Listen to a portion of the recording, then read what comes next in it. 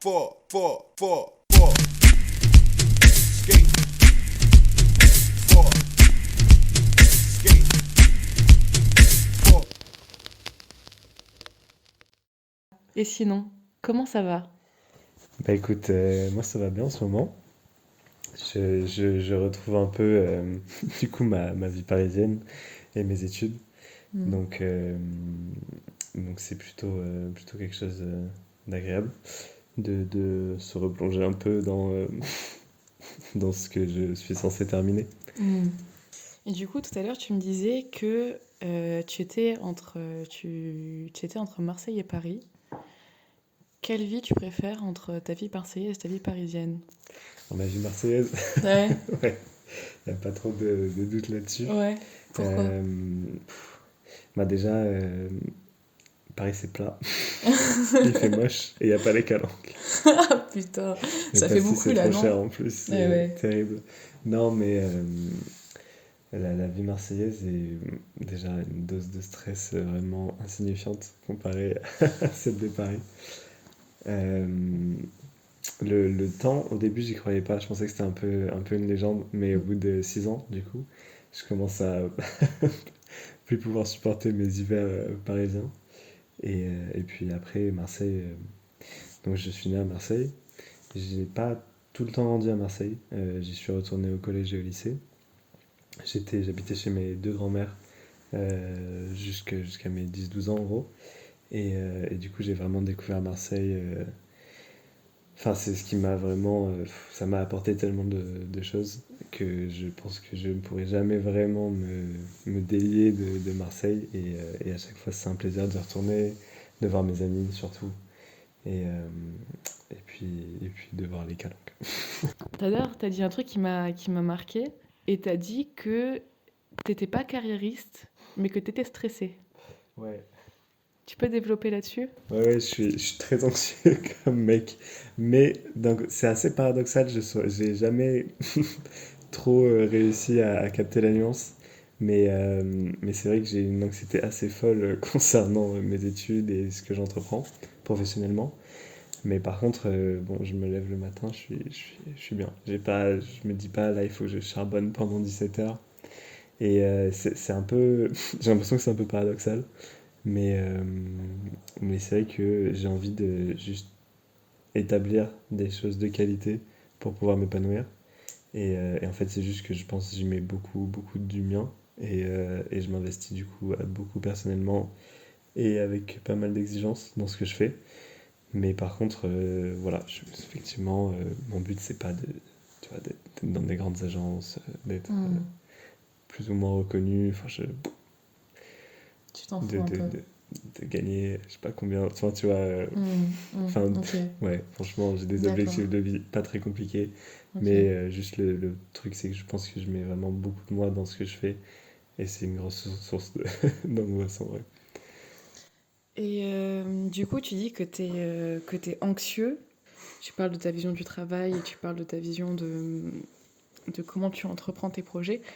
Mais dans la vie courante, est-ce que tu es quelqu'un d'anxieux? Est-ce que tu sais ce que c'est une crise d'angoisse? Est-ce que Ouais. tu sais, est-ce que tu as de l'anxiété sociale? Est-ce que tu...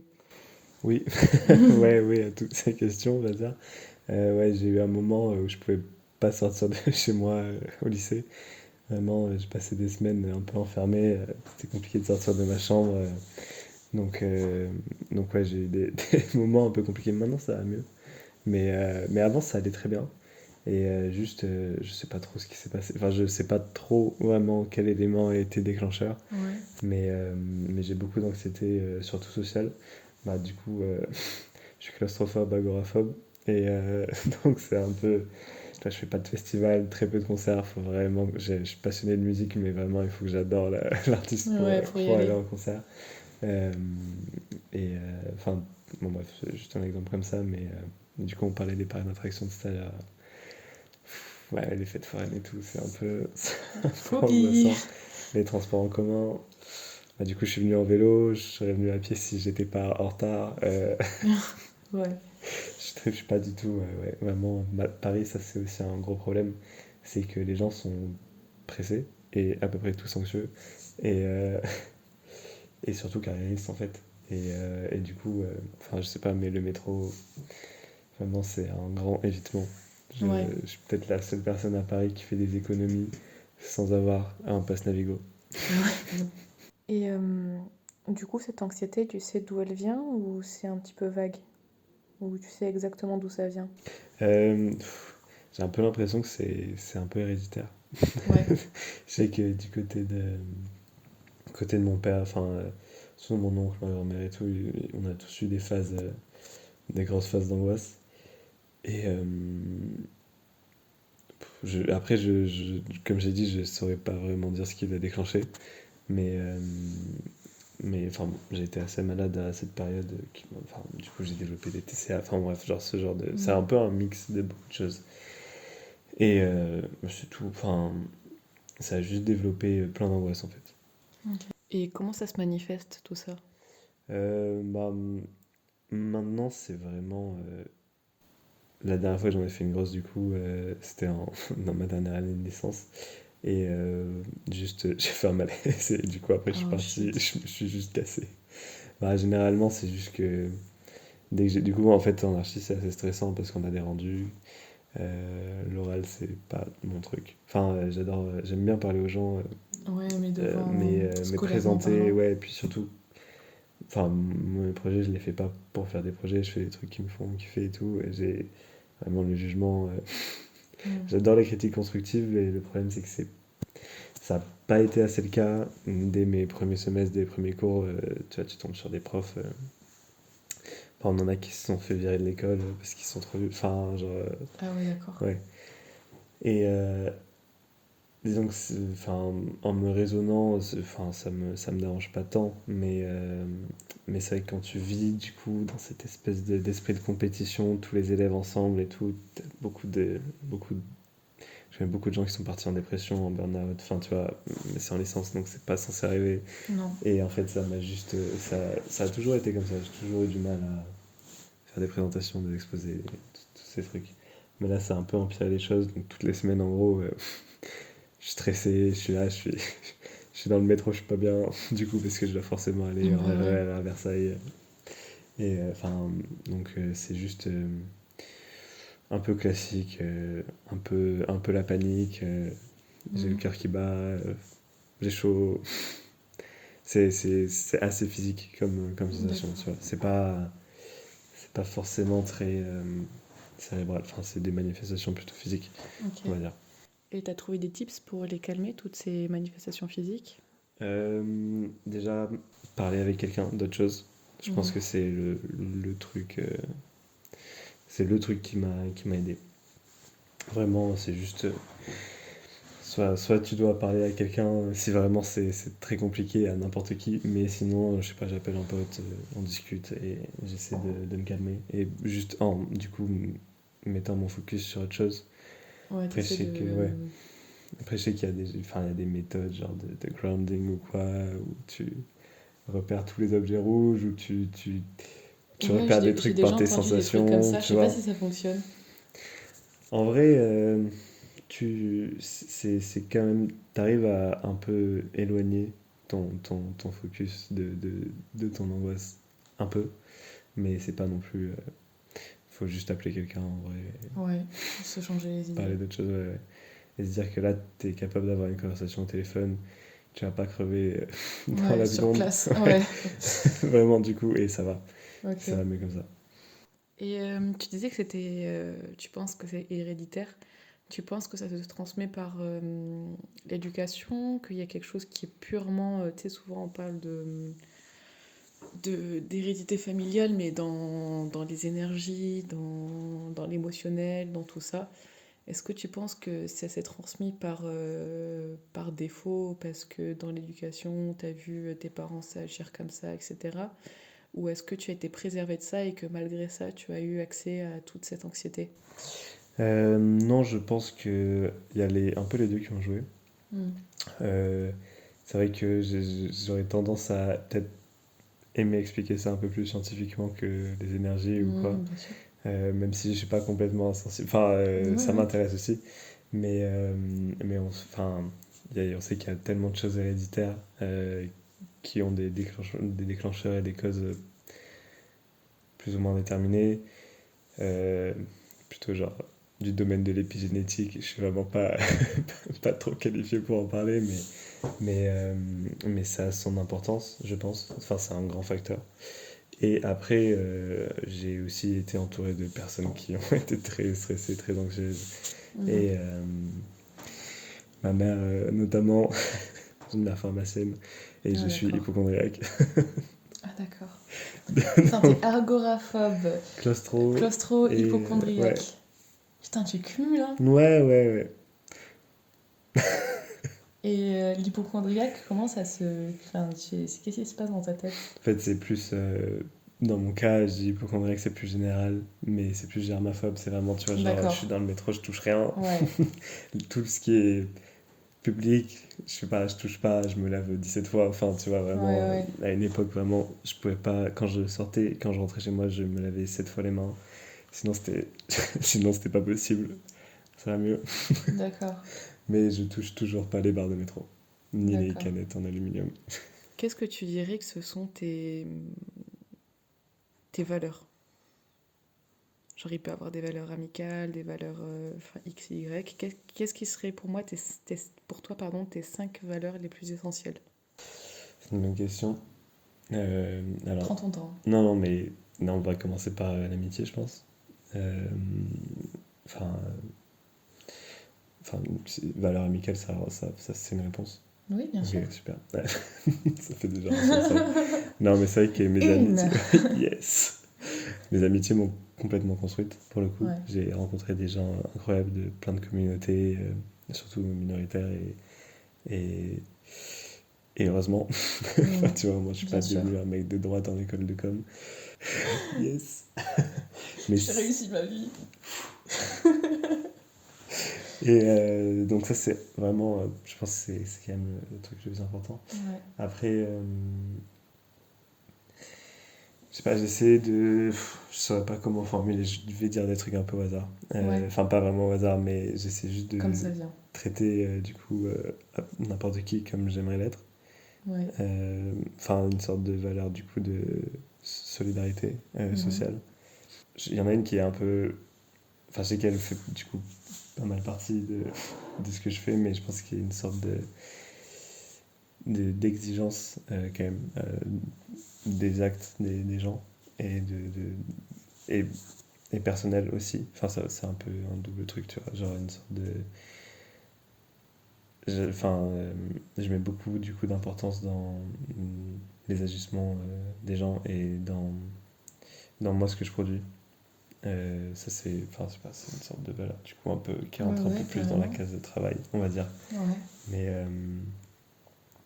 j'essaie de faire des choses, enfin j'essaie d'entreprendre on va dire tout ce que je fais, que ce soit du sport, un loisir, voilà, mais à peu près tout, j'y mets de l'intention quand même, parce que flemme de faire des trucs chiants et de pas les faire alors que tu passes du temps à faire des trucs cool. Mais du coup, c'est énergivore. Ouais. Parce que tu pourrais te désintéresser de la chose et faire les choses de manière superficielle, mais vu que tu mets du tien dedans, du coup, tu mets des attentes et c'est énergivore aussi. Ouais, bien sûr.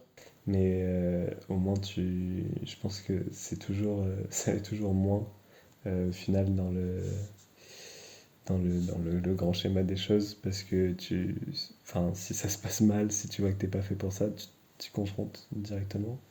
Et, et en fait, t'en apprends plus sur toi. Tu te mens pas à toi-même généralement. Enfin, Ouais. tu vois, c'est juste. Mais par contre, oui, ça, forcément, il peut pas y avoir des bons côtés à tout. Mais franchement, je sais pas trop après si je Attends, vais on a sortir dit combien, une- là? Je crois que je suis à 4. Ok, une petite dernière. Une petite dernière. Un truc qui te tient à cœur. Un truc qui te tient à cœur, ça peut être chez toi, mais ça peut être chez les autres aussi. Une valeur qui est importante chez les autres.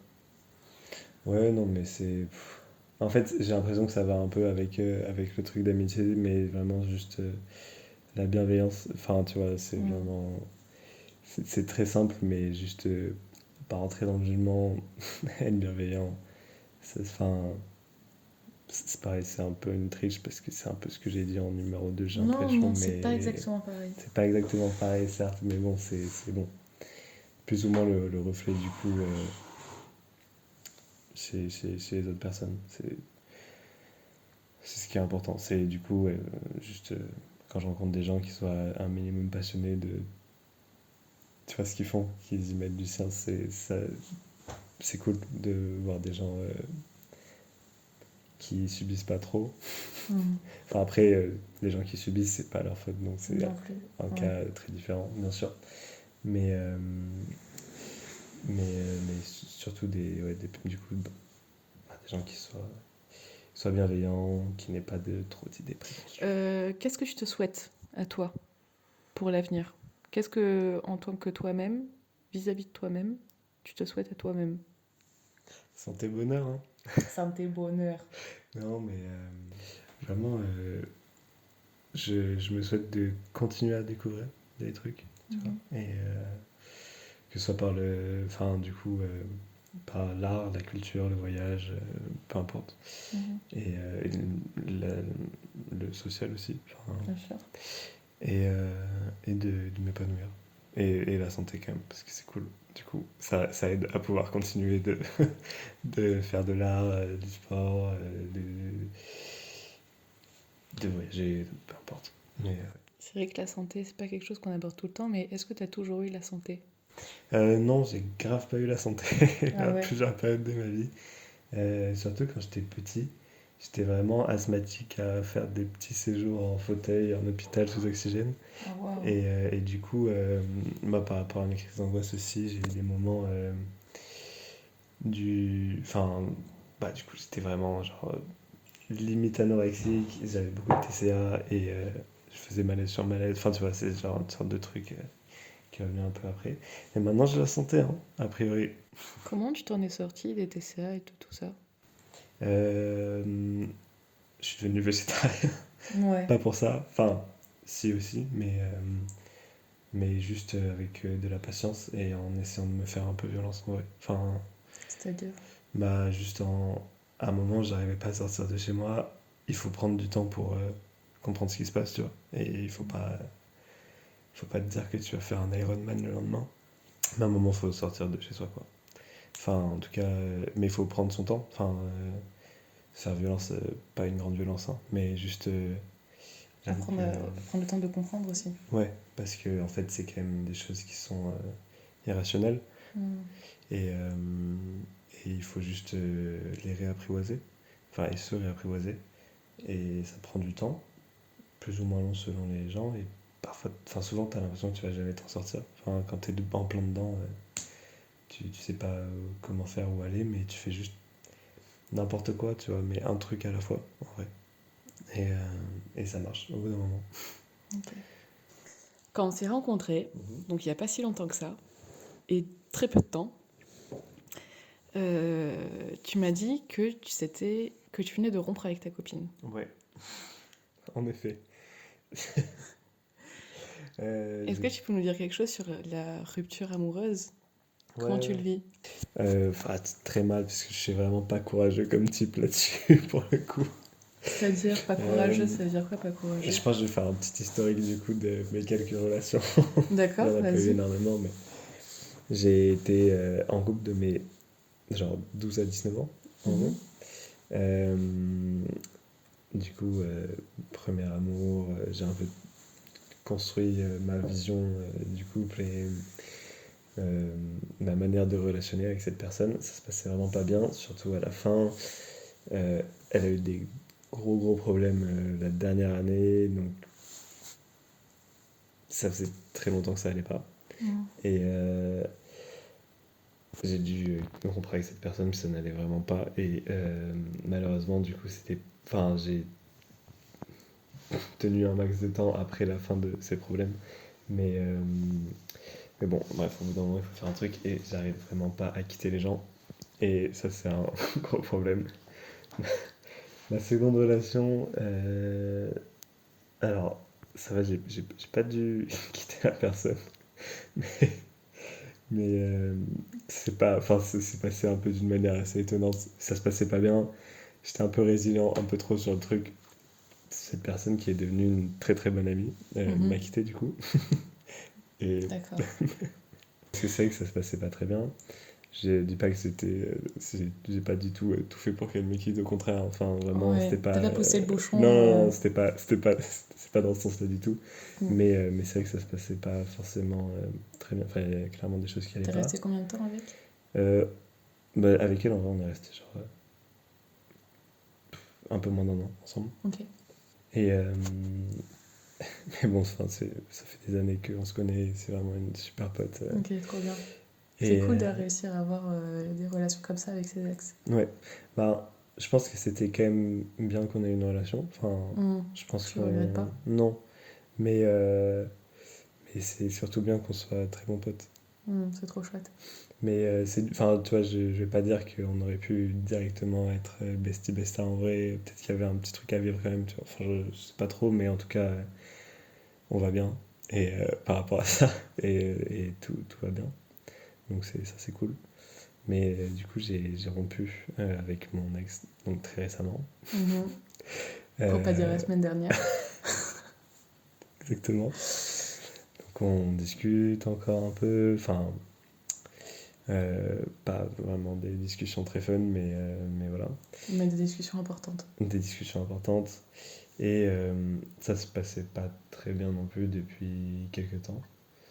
Euh, pour nous deux, clairement. Ok. Et, C'était réciproque du coup. ouais, après, on va dire plus pour moi quand même. Enfin, Ok.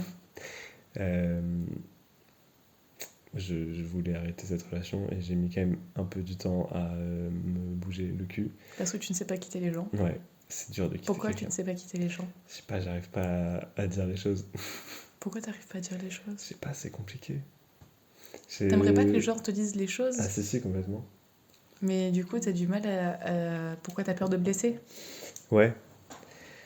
Bah, il y a forcément un problème d'ego dans le truc, je pense. Je sais pas. De quoi? Mais, De ego en dessous ou de ego au-dessus? non, de se dire peut-être que je suis important pour la personne, tu vois, et vraiment, elle va être au bout de sa vie. Bon, enfin, même si ça peut être le cas, mais il y a un peu, enfin, je me doute qu'il y a forcément un peu de ça, mais c'est pas, je sais pas, j'ai vraiment, je me cale beaucoup sur ce que ressentent les autres. Je suis pas très émotif comme personne pour le coup. Et Ah ouais. ouais, je suis sensible à l'art, à la nature, on en parlait tout à l'heure, mais je suis vraiment pas émotif. Ça veut Et dire quoi ne pas être émotif? ça veut dire que je processe tout très lentement. Je suis très très calme et je manifeste très peu la tristesse. En gros, c'est vraiment un peu, ça concerne tout quoi. Enfin, je suis pas en colère, je pleure pas et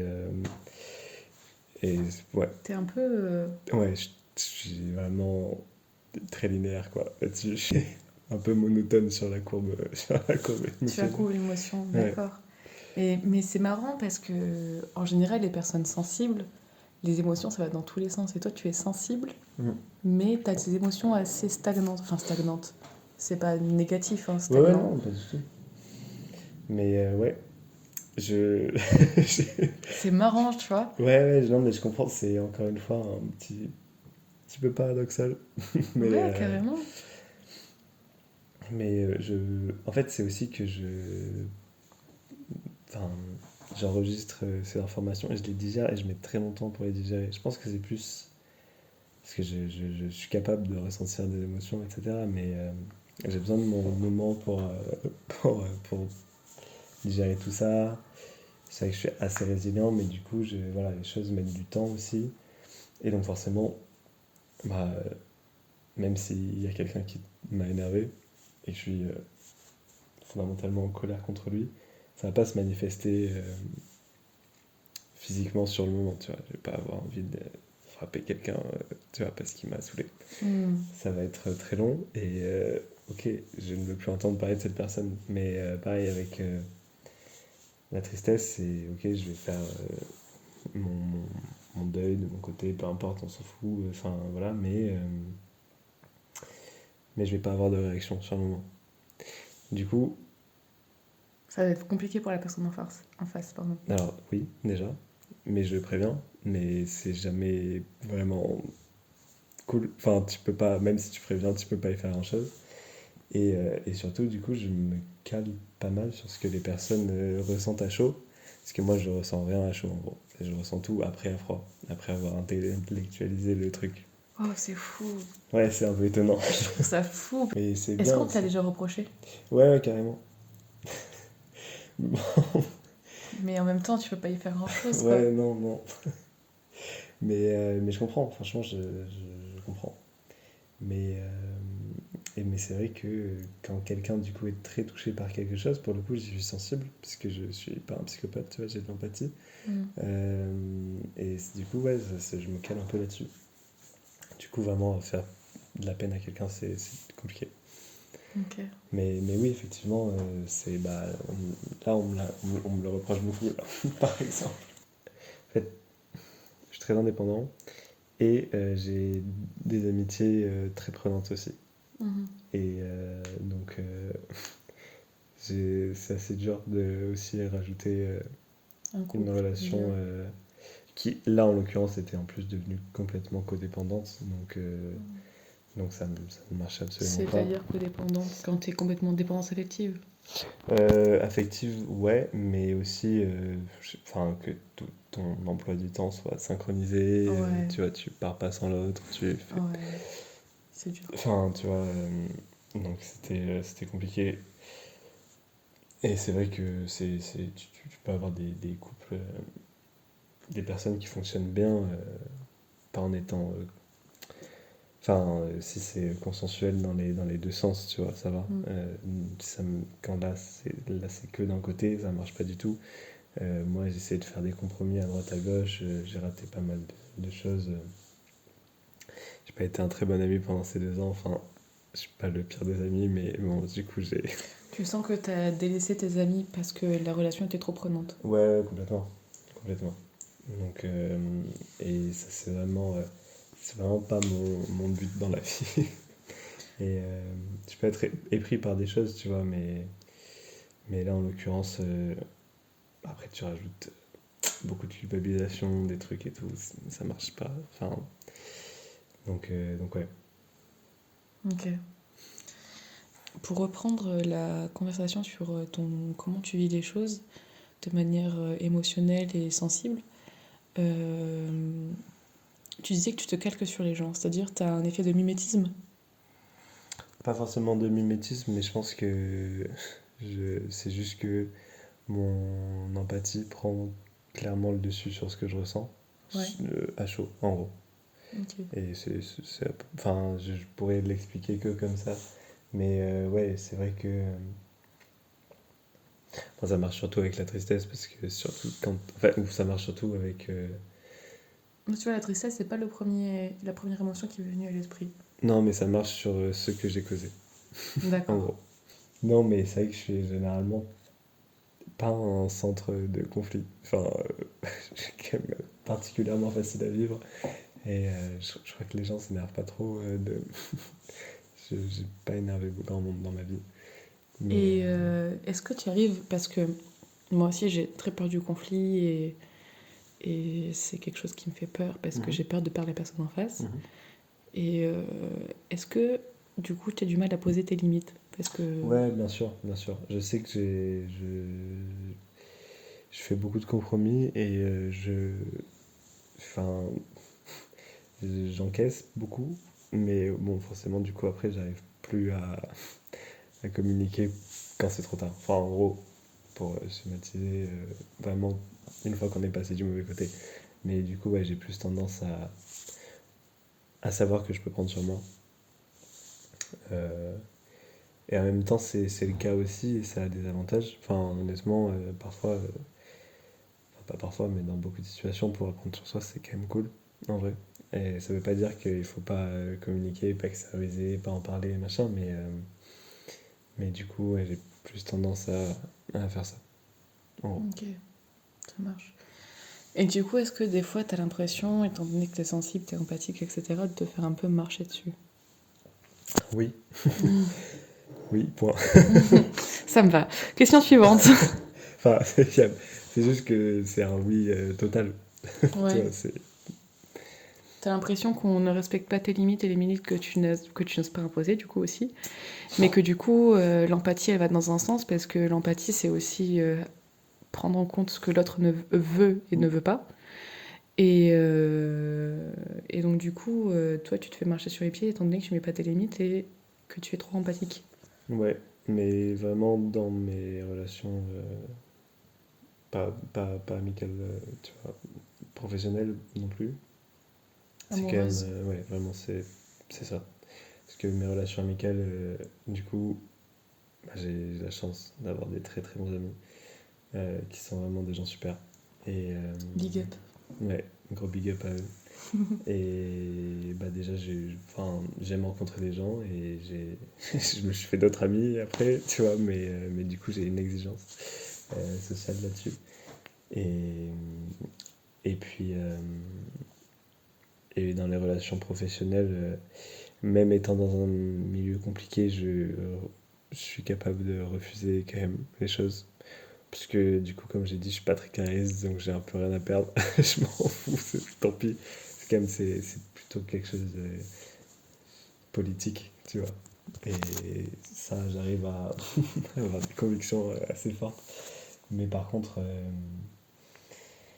ouais, par contre, la relation amoureuse, c'est un peu compliqué. C'est plus compliqué à gérer en même temps. Oui et non, parce que les relations amicales, des fois aussi, c'est très compliqué à gérer, hein, Mm. parce qu'il peut y avoir tellement de choses qui rentrent en jeu. Justement, tu vois, en fait, souvent dans les relations amoureuses, on se met un carcan dans le sens où on se dit c'est nous deux, c'est machin, c'est pour X temps, ou au contraire, c'est pour un temps donné. Et, euh, et on se met vraiment une sorte de carcan et se dire c'est nous deux contre le monde un peu des fois, tu vois. Mhm. Alors qu'une relation amicale, on est toujours libre de partir et dans l'inconscient collectif, c'est beaucoup moins grave de perdre un ami que de perdre un amoureux ou une amoureuse ou Ouais, mais X c'est faux, ça. personne ou Y personne. Et du coup, des fois, c'est très dur à entretenir aussi. Je pense que entretenir une amitié, c'est plus compliqué. Enfin, honnêtement, bah, c'est un peu, enfin, déjà en termes très pratiques, tu n'as pas qu'une amitié généralement. Enfin, tu peux avoir qu'un ami, y a pas de souci.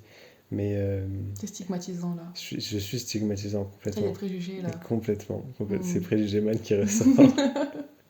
Non, mais je pense que si on prend un grand échantillon de la population, Oui. t'as de nombreux groupes sociaux, des groupes de pères, t'as la famille. Enfin, c'est pas des amitiés, c'est très différent. C'est d'autres responsabilités et d'autres manières d'entretenir, mais c'est aussi des relations qui sont plus rapidement prises pour acquis, alors que c'est pas le cas non plus. Euh, mais, euh, mais du coup, ouais, c'est vrai que généralement, que ce soit au travail, enfin, tu vois, je sais pas, tu fais une activité physique, une activité culturelle, t'as un taf et t'as un ami d'enfance, enfin bon bref. Et tu peux avoir des comptes de deux trois amis, même très proches, très facilement. Plus t'es jeune, bah plus t'as d'amis. Enfin, en vrai, enfin du coup, plus t'es vieux, moins t'en as surtout. Ça Ouais. marche mieux, syntaxe. Mais, euh, mais par contre, c'est, du coup, ça prend du temps. Et il faut savoir que ça va prendre du temps. Soit il faut être très clair avec ses amis. Si tu es très investi dans tes relations amoureuses, tu peux l'être, hein. Faire un 90-10, mais c'est vrai que du coup, tu auras très peu, voire pas d'amis. Euh, et tu peux vivre hein, comme ça, franchement. Tu peux vivre avec que ta famille, ton amour. Hmm. Oui, c'est des choix. Mm. Mais, euh, mais généralement, quand tu aimes bien avoir des relations sociales un peu épanouies et avoir un certain cercle social autour de toi, c'est important d'avoir des amis. Ouais, quand même.